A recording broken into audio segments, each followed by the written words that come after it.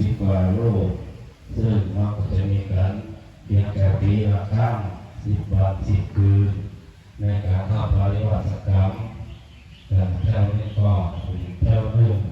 ที่เราจะได้ทำบุญก็หากมีหลายคนก็มาทุกวันมาใส่บาตรมาถึงวันบางคนก็เว้นวันมาก็เป็นบุญเป็นคนทั้งนั้นช่วงนี้ก็ราคาเปลี่ยนแปลงบ่อยเป็นไข้เป็นวัดกันทำไมก็ได้เลยได้ไข้ไปหลายวันติดกันเกิดไอเกิดจามเกิดไอเกิดเจ็บท้องเจ็บไส้มุกเลยต้องรักษาตัวไปกินนี่ไปหาหมอก็เรื่องทางไปหลายป่าต้องก็ว่าจะไม่ได้ขึ้นแล้วนะสำรอยนะเว้นมาหลายปีมันก็เพราะว่ามันเกิดอาการประมาณจะเอาขึ้นไว้ได้ชนะก่อนขึ้นหนักบนเนี่ยพอแก้มตาเป็นซิกเป็นร้อยคู่พอเขาคนเดียวอยากต้องกดสั่นแล้วกันเนาะขึ้นอย่างที่พอไปละดูไม่พบเดียวขึ้นไว้นั่นนะอุตสาห์นี้ไปอยู่บน103คือนั่นนะลงมานั่นก็จะพ้นนะพอพ้นสักครั้งยังโดนอยู่นะก็จำเป็นนะก็รักษาสุขภาพกันตัวเองรักษาตัวเก่าสร้างความอบอุ่นทางร่างกายหมวกจะเป็นหลักเสื้ออุ่นก็จะเป็นหลักนะเพื่อความจะได้มาเป็นไข้เดินจะมาได้ป่วยจะมาได้ไอนะแล้วก็การทำบุญทำบาปวันนี้ก็เอาจะเข้าไปว่ากันที่วันที่คืนก็จะมีพระสงฆ์เปิดให้ธรรมะมีการเทศนาธรรมทุกค่ำคืนมีการสวดมนต์ท่านวิญญาณทุกเจ้านั่นก็คือเป็นธรรมะที่พระพุทธเจ้าของเราได้ตรัสไว้เพื่อจะมาสั่งสอนพวกเราทั้งหลายได้รู้ได้รับทราบเพื่อเสริมสร้างความรู้เสริมสร้างสติเสริมสร้างปัญญาของเราทั้งหลายและเพื่อมาสอนเราว่าสิ่งนี้วันนี้ทำเด้อเราของพวกเราเปิดว่าท่านวันนี้เราก็จะได้ทำเราว่าสิ่งนี้วันนี้ทำนั่นถูกนี้ทำนี่ถูกนี้เดี๋ยวเราเอานั้นเอามาจำไว้ว่าเป็นสติเตือนตัวเตือนใจของเราว่าที่เราจะทำไปเดี๋ยวเนี่ยแต่คือเพิ่งสอนนะเพิ่งเทศว่าสิ่งนี้มันพอดีเราก็จะได้ยับยั้งได้ว่าสิ่งนี้มันพอดีเราก็จะได้ต้องได้ทำนะอย่างเลยครับว่าเรามีสติแล้วเราเกิดจะเกิดปัญญาเมื่อเกิดปัญญาแล้วเราก็สามารถที่จะบอกคนอื่นได้อย่างว่าคนอื่นคนกับเราหาอากาศเข้าหลงออกมีอากาศป่าหลงจะรู้จะดีมันเจ็บมันตายเราก็สามารถที่จะเปิดเราดีเป็นมันจะเป็นบ้าเป็นคำเนี่ยคุณมีปัญญาจะสอนเพื่อได้ความรู้ที่เอาได้ทำความจากพระสงฆ์ทุกองค์นั้นเพราะแต่มีสาระมีความรู้ที่เราสามารถนำไปปฏิบัติในชีวิตของตัวของเราได้ของท่านทั้งหลายเนี่ยตรงที่พิจารณาว่าทุกข์กับพื้นที่ของเราความธรรมะเนี่ยมันมีสามารถมากว่ารอบใดสิ่งใดดีที่ได้ที่สมควรที่เขาจะได้มาประพฤติปฏิบัติในชีวิตของเขาก็ขอให้ท่านทั้งหลายจงยึดเอามาปฏิบัติกันเพื่อ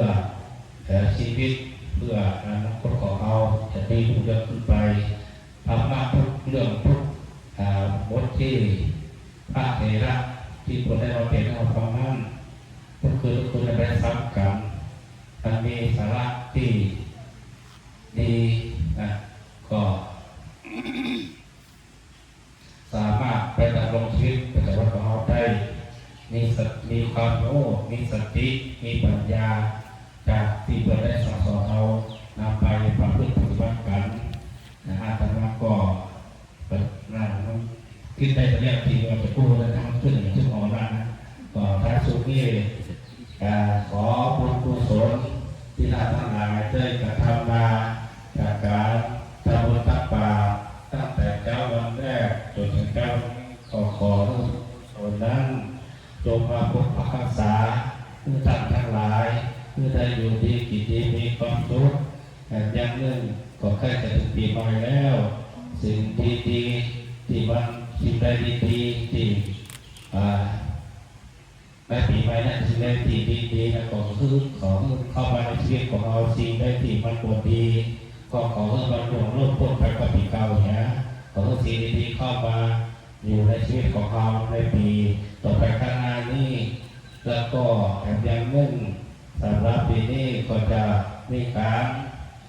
ส่วนของข้ามปีเหมือนกับทุกปีปีนี้ก็ขอเชิญชวนญาติโยมสาธุชนผู้ใจบุญทั้งหลายทุกท่านทุกคนมาร่วมกันส่วนของข้ามปีเพื่อเสริมสิริมงคลเพื่อความชีวิตของเราและครอบครัวต่อไปแล้วก็สิ่งดีๆจะได้เข้ามาในชีวิตของเราสิ่งใดวันนี้ก็ขอมันหลงพ้นไป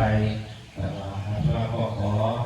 เพื่อท่านทั้งหลายจงเดินไปด้วยใจตัวรับผิดชอบใจทั้งสี่ประการ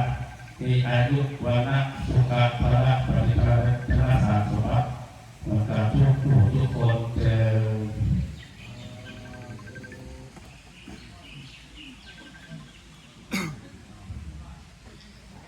นะโมตัสสะภะคะวะโตอะระหะโตสัมมาสัมพุทธัสสะนะโมตัสสะภะคะวะโตอะระหะโตสัมมาสัมพุทธัสสะนะโมตัสสะภะคะวะโตอะระหะโตสัมมาสัมพุทธัสสะยัคเกวันเตสังโฆชานะโตขอพระสงฆ์ทั้งปวงจงฟังคำข้าพเจ้า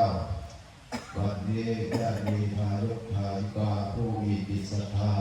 น้อมนำมาซึ่งพระทหารมาถวายเป็นสังฆทานอันว่าสังฆทานนี้ย่อมมีอานิสงส์อันยิ่งใหญ่